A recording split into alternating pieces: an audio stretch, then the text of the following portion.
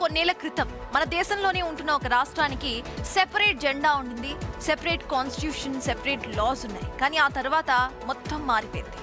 Article 370 గురించి మాట్లాడుతున్నాం. కొన్నేళ్ల క్రితం మోదీ సర్కార్ ఒక బిగ్ పొలిటికల్ డెసిషన్ తీసుకున్న రోజు ఇదే. అదే ఆర్టికల్ 370 రద్దు.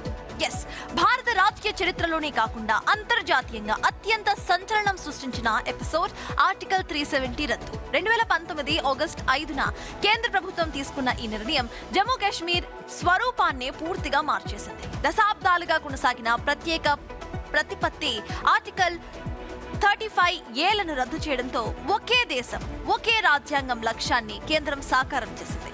ఈ నిర్ణయం వచ్చిన టైంలో లోయలో ముందస్తు భద్రతా చర్యలు చేపట్టి 2 కేంద్రపాలిత ప్రాంతాలుగా రాష్ట్రాన్ని విభజించింది. ఒకటి జమ్మూ, ఇంకొకటి కాశ్మీర్. అయితే ఈ సంచలన నిర్ణయంపై వచ్చిన విమర్శలను, సవాళ్లను దాటుకుని కాలక్రమేణా కాశ్మీర్లో అనూహ్య మార్పులు వచ్చాయి. 2023 డిసెంబర్లో కేంద్ర నిర్ణయం రాజ్యాంగబద్ధమేనని సుప్రీంకోర్టు తేల్చి చెప్పింది. నాటి నుంచి కాశ్మీర్లో రాళ్ల దాడులు పూర్తిగా తుడిచిపెట్టుకుపోగా రికార్డు స్థాయిలో కోట్లాది మంది టూరిస్టులు లోయను సందర్శిస్తున్నారు. అంతేకాకుండా నియోజకవర్గాల పునర్విభజన అనంతరం ప్రజాస్వామ్య ప్రక్రియ పూర్తయి ఒమర్ అబ్దుల్లా నేతృత్వంలో ఎన్నికైన ప్రభుత్వం అధికారంలోకి రావడంతో ప్రస్తుతం కశ్మీర్ అభివృద్ధి, శాంతి భద్రతలకు చిరునామాగా మారుతుందని విశ్లేషకులు ప్రశంసిస్తున్నారు.